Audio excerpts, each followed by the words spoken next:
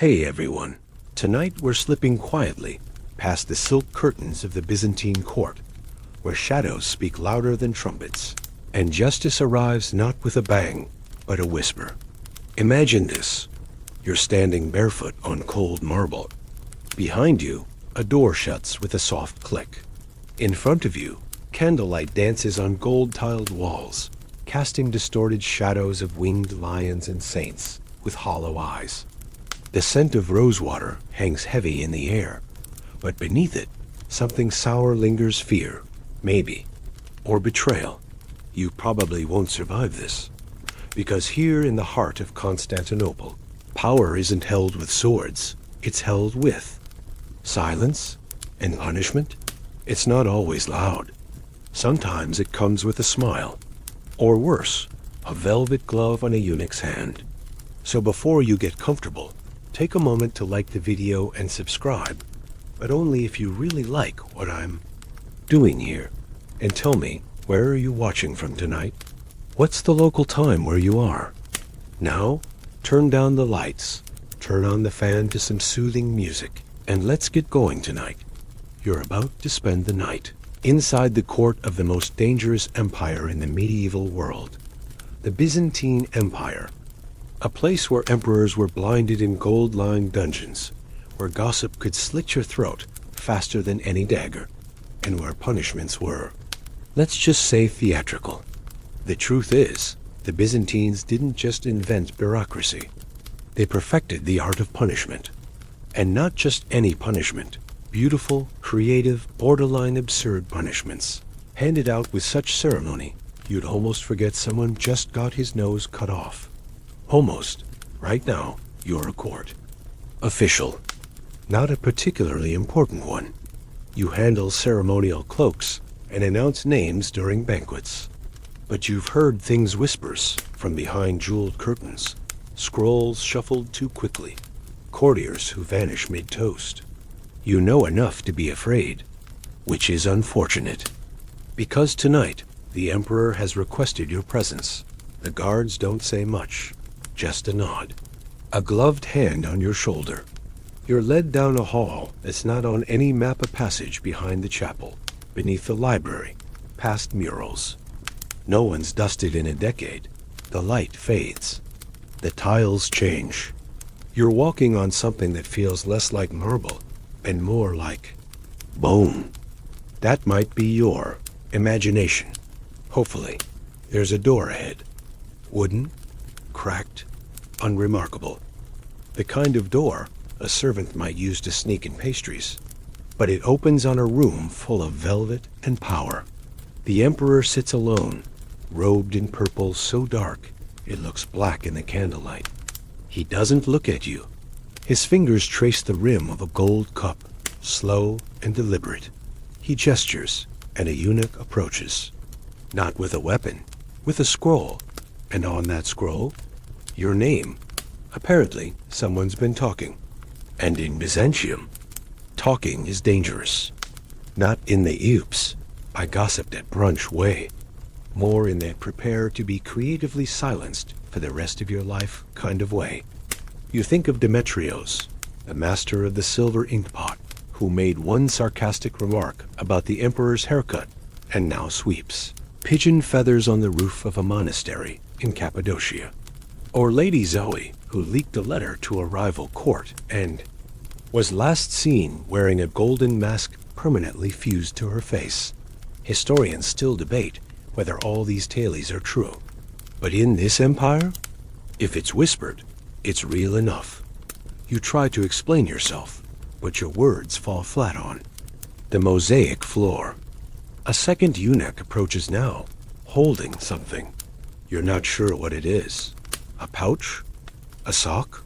No, it's a gag. Velvet-lined, monogrammed. The emperor still hasn't spoken.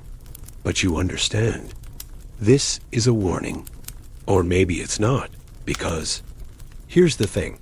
In the Byzantine court, punishment isn't just discipline, it's display. Every humiliation is a message. Every disfigurement a royal memo. And tonight, you're the message. You don't know how this ends, But you suspect it doesn't involve walking out with your tongue intact. You try not to breathe too loudly. Not because you're scared. Of course, well, maybe just a little, but because in this chamber, even the air seems to judge you. The eunuch with the velvet gag retreats into the shadows, and for a brief moment, it's just you, the emperor, and a silence so thick you can feel it pressing against your ribs.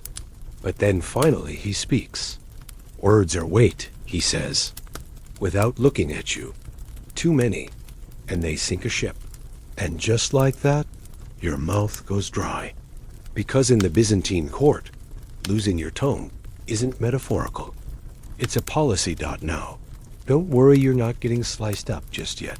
Tonight's about learning, and maybe surviving. See, the Byzantines weren't just clever with mosaics and monastic chants. They were professional artists of punishment. And the tongue? That was their favorite starting point. Not just because it was poetic. No, it was practical. Talk too much? No tongue. Mock the emperor? No tongue. Disagree with official doctrine during Lent? You guessed it, bye-bye, linguini. One courtier, a clever fellow named Theoctistos, once spread a rumor that the empress's dog had a better wardrobe than her husband. Harmless gossip, right? Except a few nights later, he was dragged into a chamber not unlike the one you're in now. When he re-emerged, if you could call it that, he couldn't speak. Not in Greek, Latin, or even whimpers. Just wet, breathy grunts. That made pigeons scatter when he walked past. And the tools they used? You'd be surprised. Not always blades. Sometimes it was heated glass. Sometimes silver pliers blessed by a bishop, because if you're going to mutilate someone, better do it with divine approval. And sometimes just a leather strap and a firm knee. The goal was silence, not death. And if you think that's dark, wait until you hear about the library assistant who allegedly transcribed a heretical scroll. They didn't cut his tongue. They inked it, poured boiling dye down his throat, staining his mouth black for life, so that every time he opened it, people remembered. Knowledge can be dangerous. Historians still debate whether these punishments were common or exceptional. Some say the stories were exaggerated by Western chroniclers to make Byzantium seem barbaric. Others argue that these tales were intentionally circulated by the Byzantine state, like medieval PR, behave, or you'll end up like Gregorio's the Whisperer. But the truth doesn't really matter here, does it? Because whether myth or memory, the fear was real. And fear, my friend, was the empire's favorite perfume. You're still standing in that chamber. Your knees are beginning to ache. The emperor hasn't spoken again, but the silence is starting to shape itself like clay, like a verdict forming in the dark. You glance at the guards. They're not even pretending to blink. A fly buzzes by, smacks into the golden wall, falls down, and no one moves. And that's when you realize something. This isn't about you. Not really. You're the actor in someone else's cautionary tale. The next whisper in the hallway. The next lesson for a clerk who talks too much. Suddenly, you're led away. Not to a dungeon. Not to an executioner. Just out. Into the corridor. Back into the palace. No words. No punishment. Nothing. But that's worse, somehow. Because now, everyone will wonder what happened. Did he talk? Did he betray someone? Did he lose something under the purple veil of imperial judgment? You become the whisper, the cautionary tale. And every time you open your mouth to speak, people will watch you carefully, as if expecting to see blood or ink or nothing at all. And that, you see, is the genius of it. The punishment doesn't have to happen. The fear does all the work. You've been marked, not with scars, but with questions. And questions last longer. Somewhere in the palace, another courtier is already telling the story of what almost happened to you. The rumor will grow its own legs. Maybe in a week, they'll say you were tongueless. In a month, they'll say your tongue was fed to a lion. By next year, they'll claim you can still whisper secrets through a silver pipe embedded in your throat. And no one will ever ask the emperor if it's true, because in Byzantium, truth is like a tongue. It's dangerous when loose. Better to keep it still. You'd think that after the whole tongue incident, people might start behaving, maybe speak only when spoken to, or develop an urgent interest in silent prayer. But this is the Byzantine court. If there's one thing people here love more than figs soaked in wine, it's scheming. And scheming, as it turns out, doesn't require a tongue. Just a clever mind and maybe a friend in the embroidery chamber who owes you a favor. See, punishments in Byzantium weren't just about pain. They were about creativity, about reminding you, in the most humiliating ways possible, that you are not in charge. And that brings us to the scroll, the imperial scroll of penalties.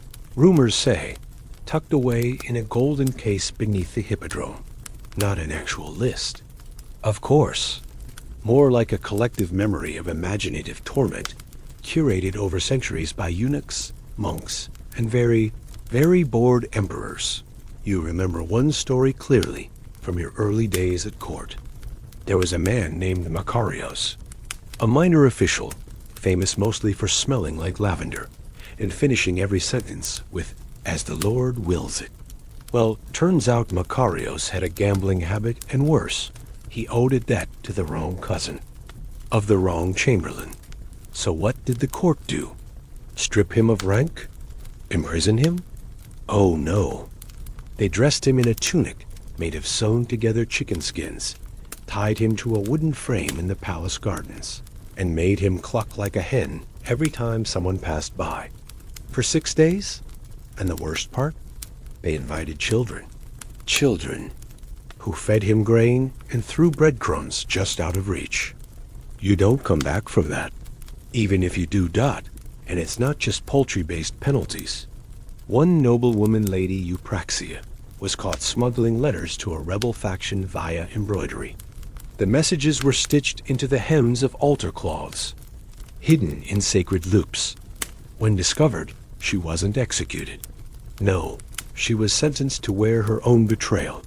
For a month, she walked the court draped in her treasonous embroidery, paraded at banquets and processions, a literal moving billboard of her crimes. Some say the Empress herself designed the outfit. Others claim it glowed in the dark. Historians still debate whether this was statecraft or high fashion. But either way, Eupraxia eventually joined a convent and never touched a needle again. And then there's the feather incident. You heard this one while eavesdropping in the spice cellar. A tax collector in Thessaloniki got caught skimming off the imperial ledgers. The punishment? Public flogging? Nah. He was made to wear a feathered cape and perform interpretive dance in the hippodrome, reenacting the flight of justice. The cape was enchanted with itching powder. Every move itched. Every itch made him twitch, and every twitch made the crowd roar. Justice, ladies and gentlemen, brought to you by theater and discomfort. Byzantium had a flair for drama. And that's the point. These punishments weren't just about punishing the guilty. They were about entertaining the innocent, or at least, the not yet accused. In a world where politics were opaque and power was hereditary, spectacle was the one tool the court had to level the playing field. You couldn't rise in rank by merit, but you could climb by surviving humiliation better than the next guy. Some even leaned into it, made it performance art. There was one man, Nicetas the slightly damned, who, after being sentenced to wear bells on his ankles for mocking the clergy, turned it into a kind of fashion statement. The sound of his jingles became so popular among the palace guards that vendors started selling replica anklets. For a season, everyone was jingling. Then the emperor banned it. Naturally, you, of course, try to stay out of trouble. But lately, you've been getting noticed. Not for anything dramatic, just for laughing too hard at a joke, about eunuchs being the only safe men at court. A bad laugh. Too loud. At the wrong table. You're not sure who reported it, or if they even had to. The walls have ears, and the ears have scrolls. And somewhere, someone is thinking about what feathers, embroidery, or poultry might be involved in your future. Because here, justice doesn't knock, it twirls into the room in a chicken suit and asks you to dance. You catch the scent before you see the door. Sweet, powdery, familiar, but wrong like a perfume trying too hard to cover something foul. You're walking alone this time, summoned again, but not by the emperor. This summons comes from deeper. Within the palace, past the mosaic halls and ivory-inlaid doors, into the women's quarters, the Gyneceum, a place where few men are ever invited, and even fewer return the same. They say the empress doesn't rule with swords, but with scents-perfumed ink, poisonous rouge, and soaps that could melt a man's reason. You feel a tickle in your throat already. Could just be nerves. Could also be the air. See, punishment. In Byzantium didn't always wear a crown of iron. Sometimes it wore silk slippers and smelled like roses. Tonight, you're going to learn the difference. The door opens without a knock, and suddenly you're inside a world of two soft pillows, quiet giggles, and eyes that don't blink enough. There's incense here, but it's not incense for prayer, it's something else. Sweet basil and frankincense, mixed with something sharp, something metallic. In the center of the room sits a silver basin, still wet. Nearby, a cosmetic box. Gleams, its lid shaped like a peacock's tail. That's when you realize this isn't a salon, it's a laboratory. A glamorous, lethal one. The empress is not here, but her eunuch is. Dressed in robes so crisp they rustle like parchment, he speaks without inflection. Do not touch anything, he says, and gestures for you to sit. You do. And as you settle, your eyes scan the room jars with golden labels, tiny scrolls sealed with wax, powders in every shade from bone white to blood red.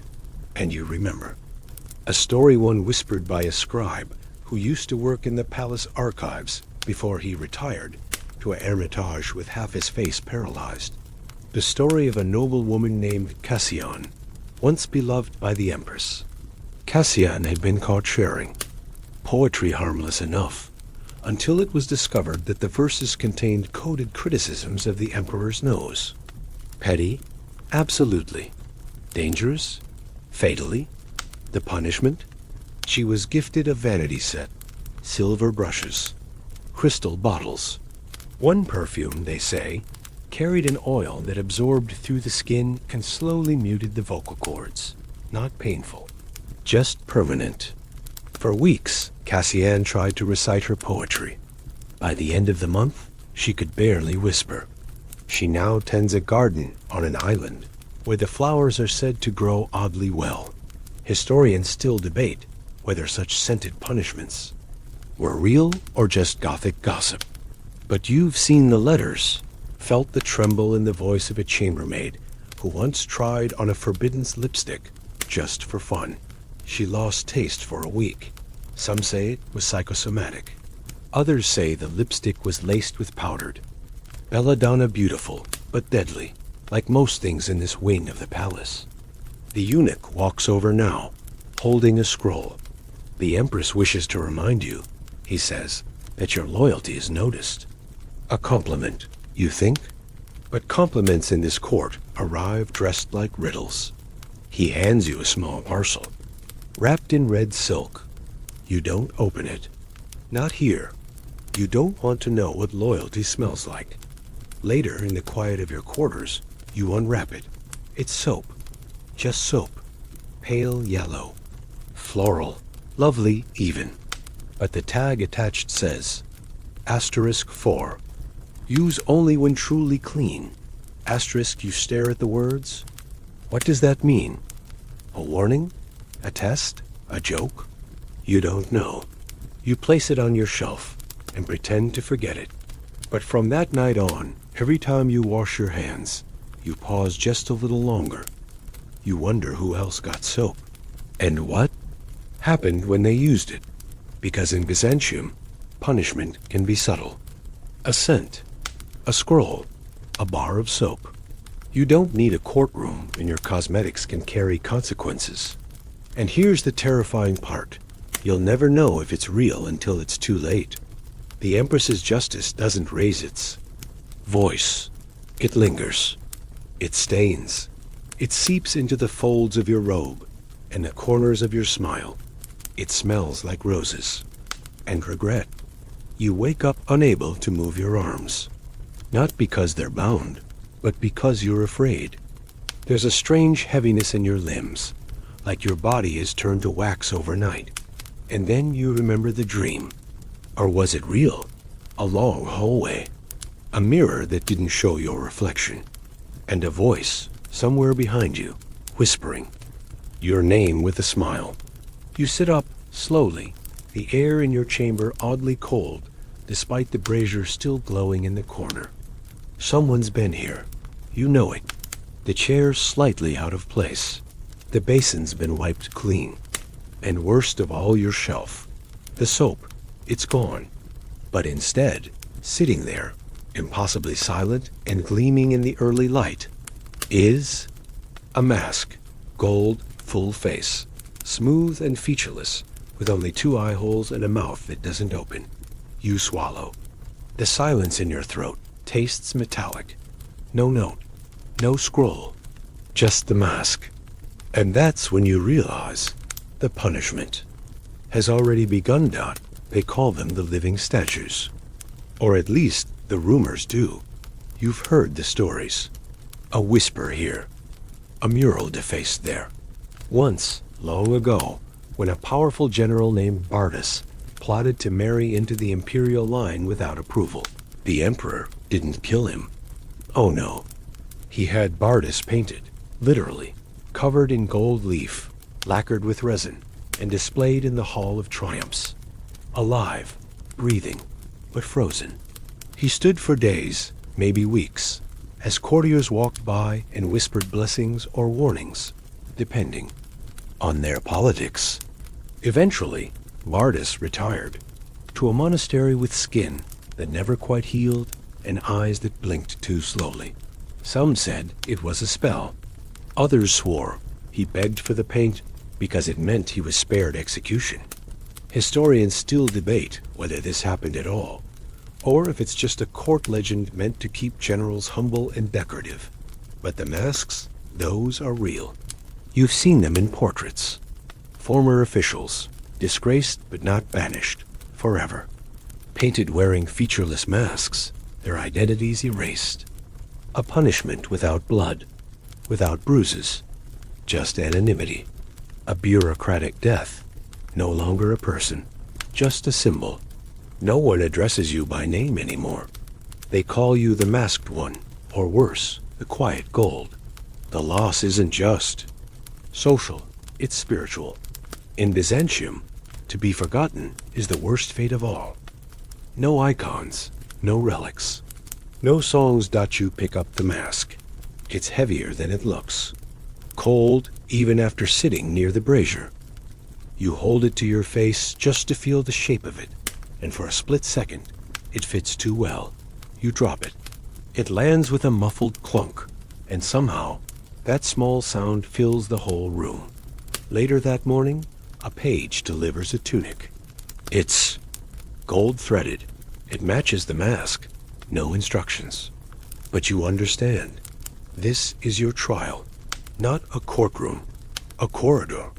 A test of whether you'll wear the shame or resist it. Dot. And now, you think of another tale. A painter named Simeon, who once refused to flatter the Empress's likeness in a commissioned mosaic. He depicted her with tired eyes and a slight scowl. Truthful, maybe, but also fatal. The punishment? He was made to wear his own art. They painted his face exactly like the mosaic scowl, and all ordered him to walk through the court once a week. For years. Until the day he smiled, and the spell, or the punishment, or the fear, broke. He disappeared that same night. You dress slowly. The gold tunic itches. The mask waits, patient and unreadable. You carry it, but don't wear it. Not yet. Outside your chamber, people glance at you differently now. A servant bows too low. A chamberlain avoids your eyes. You've already changed, haven't you? Even without putting it on, you're becoming what they fear. A walking warning. A future statue. Because here in Byzantium, the line between spectacle and sentence is thinner than gold leaf. And once you're gilded once, they make you part of the scenery. You never truly come back. The air shifts the moment you step outside. The palace walls. It's thinner, somehow less perfumed, more honest. The city of Constantinople sprawls below you, glittering with minarets and smoke, alleys and ambitions. But your path isn't toward the markets or the cathedral. No, you're being escorted by a silent monk with eyebrows like furrows in old parchment, and your destination smells faintly of goat. You're not being exiled, at least not officially. But unofficially, this is the beginning of a very Byzantine kind of punishment, one that doesn't kill you or humiliate you directly. It just moves you, places you somewhere you can't do much harm.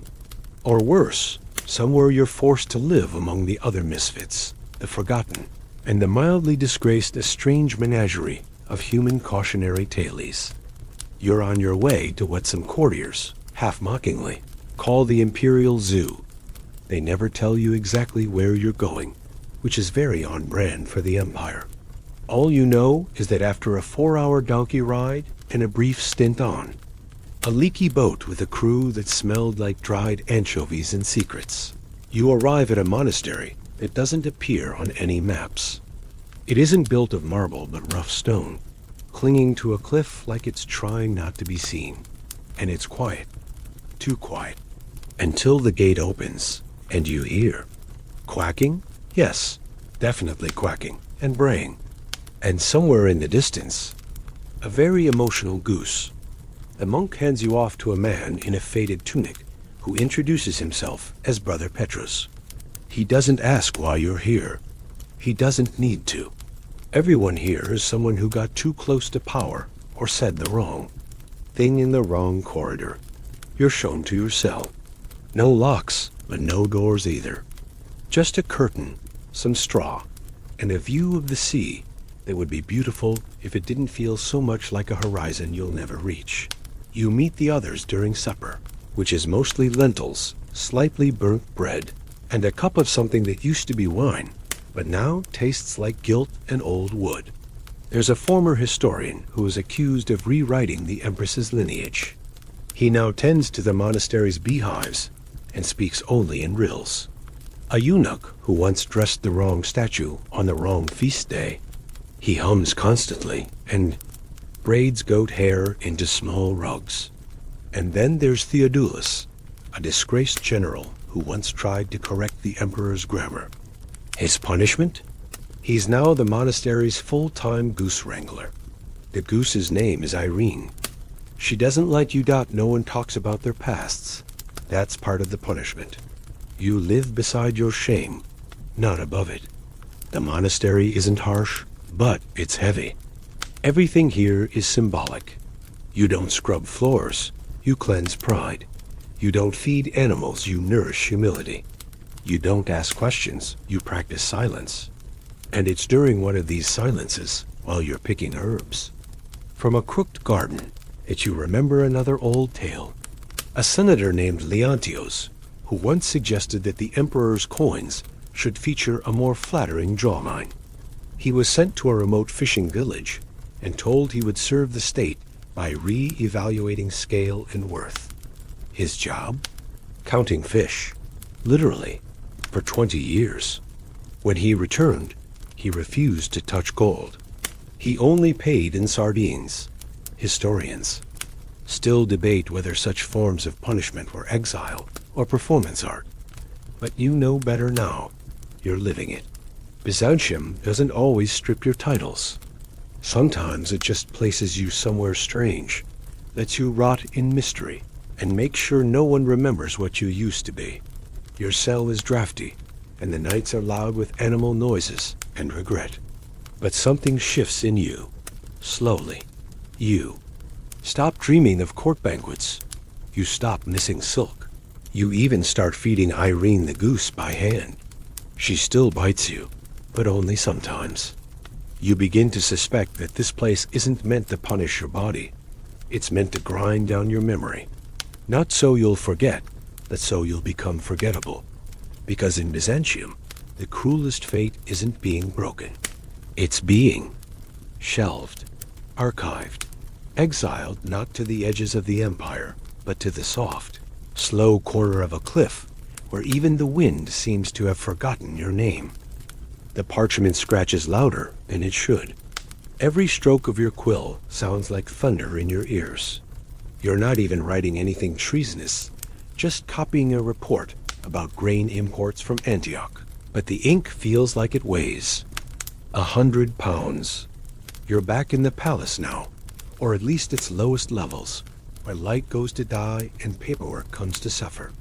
No animals, no gold masks, no feathers, just ledgers, scrolls, stamps, and the slow, suffocating punishment of Byzantine bureaucracy.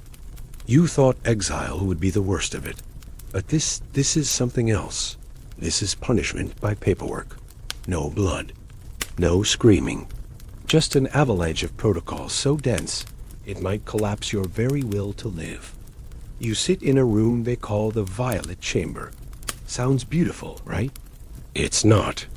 The name comes from the color of the official ink used to transcribe imperial decrees, violet ink, made from crushed mollusks and despair.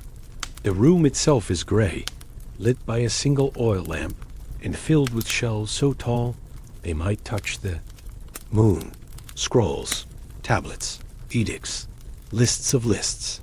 And you are now one of the logarists, the keepers of order, the guardians of grain tallies, and the doomed souls who record how many buttons the Empress's ceremonial slippers have. Yes, that's an actual entry. You checked twice, and here's the thing. You can't mess it up. Ever. Even a single smudge can trigger an inquiry. And an inquiry leads to a hearing. And a hearing leads to, well, the last man who misspelled the emperor's cousin's name was sentenced to corrective inscription. A year of rewriting the Nicene Creed by hand, using a stylus dipped in vinegar on treated goat hide. Not even real parchment. Goat hide. His hands still smell like brine. You hear the stories late at night, whispered between scribes whose eyes haven't seen the sun in years. There was a clerk who forged a signature on a tax relief order. His punishment? His own signature was legally banned. He couldn't sign anything, not even letters to his children. They had to invent a seal just for him, a frowning lion with no tail. Bureaucratic branding served cold. Another story, possibly apocryphal, but haunting nonetheless, involves a record keeper who attempted to hide a grain shipment discrepancy. Rather than execute him, the court assigned him to catalog the palace's entire supply of pigeon feathers. Individually, he died surrounded by sacks of feathers, naming each one. Some say the feathers were cursed. Others say he just snapped. Historians still debate whether the Byzantines weaponized bureaucracy out of malice or necessity. The empire, after all, was vast and complex. But here, buried beneath the weight of 1,000 contradictory orders, you know the truth. This is no accident. This is punishment with a seal and a wax ribbon. A slow erosion of your soul, delivered in triplicate. One day, while organizing imperial fashion decrees. That's a real department. You come across a file marked with an unfamiliar sigil. It's not one you recognize, and you've seen them all. Griffins, eagles, lions, saints. But this one? A coiled quill wrapped in chains. Inside is a decree dated 3 decades ago, instructing the reassignment of a court musician to permanent silence. The reason? He composed a melody that too closely resembled an old funeral hymn once played during a failed rebellion. The result? All copies of the song were destroyed. The musician wasn't imprisoned. Instead, he was reassigned to the Bureau of Unfinished Documents, where his task was to alphabetize reports that had no titles. A literal exercise in chasing nothing. You wonder if he's still here. You wonder if you've already passed him in the hall, but you begin to notice something else, too. The more time you spend in this maze of ink and parchment, the more you forget what you were punished for. Was it the joke about the eunuchs? The missing soap? The mask? Or did you simply not bow deep enough that one time? It doesn't matter. Your crime has dissolved into protocol. You no longer exist in whispers or gossip. You exist in footnotes. Because, in Byzantium, some punishments don't scar the flesh, they erase your name, one scroll at a time. And the worst part? You help them do it. You wake up before dawn now, not because you're busy, but because the silence of the archive has crept into your bones and made you afraid of sleeping too long. You're not sure how many days it's been, or weeks. Time in the Byzantine court doesn't. Pass it curdles. You still copy scrolls, still organize records, still sort the feathers in purple seals and imperial shoe inventories. But lately, things have changed, subtly. The guards nod less. The scribes stop talking when you enter a room. Your name appears on fewer assignments, fewer orders. Then it disappears entirely. And now, you've been summoned again. No scroll. This time, just a whisper. Midnight. Come alone. Bring nothing. And now you're walking through a side corridor of the palace you've never seen before. A passage lit only by oil lamps whose flames don't flicker. You're not sure if they're burning or just glowing. There are no guards, but the silence feels guarded, like something unseen is watching from behind the tapestry of saints. At the end of the hallway, a door swings open by itself. Inside, darkness. Not traumatic darkness, but the thick, practical kind, the kind that swallows footsteps and doesn't echo. And then, a voice. You may enter. This is the night trial. Not a myth, not a metaphor. A real thing. A quiet secret tribunal, held not in courts, but in hidden chambers where the law wears velvet and punishment arrives on tiptoe. You step.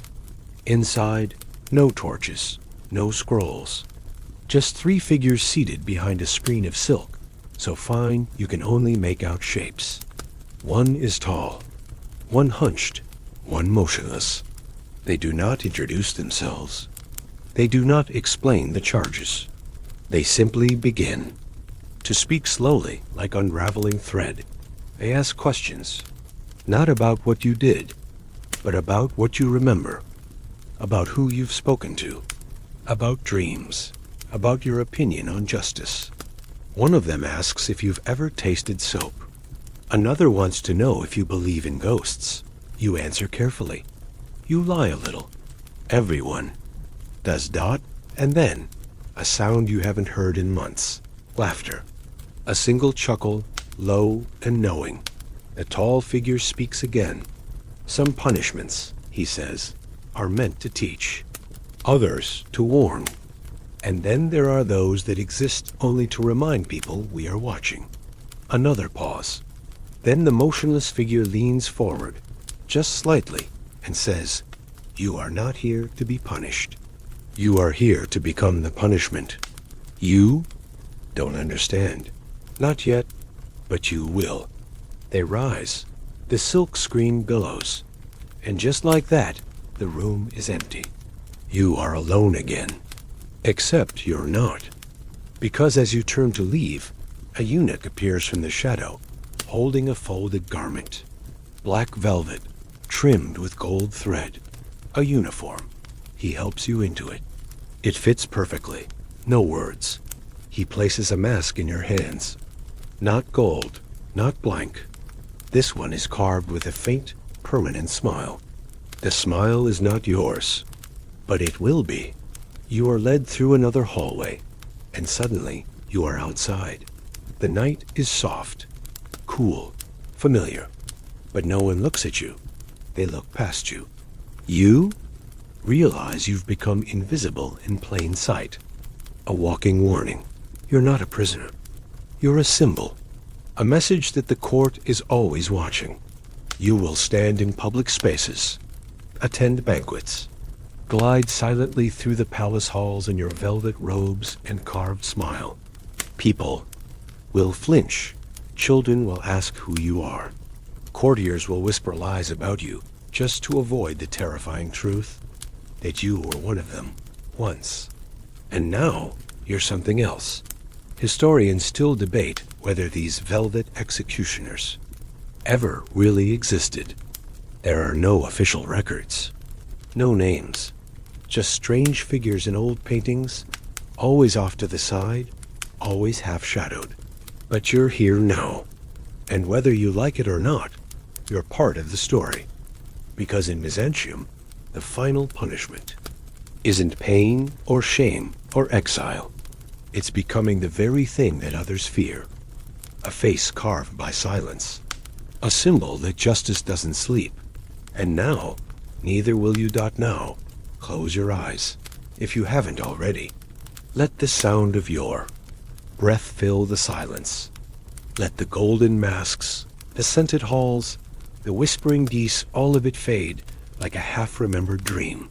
You've wandered the deepest chambers of an empire built on silk and secrets, and you've survived, more or less. There's nothing left to chase now. No scrolls to copy, no shadows to fear. Just the soft rhythm of your breath, the echo of a velvet footstep, and the gentle weight of a story that's finally done telling itself. Drift now, rest. Byzantium can wait. End of script. Good night.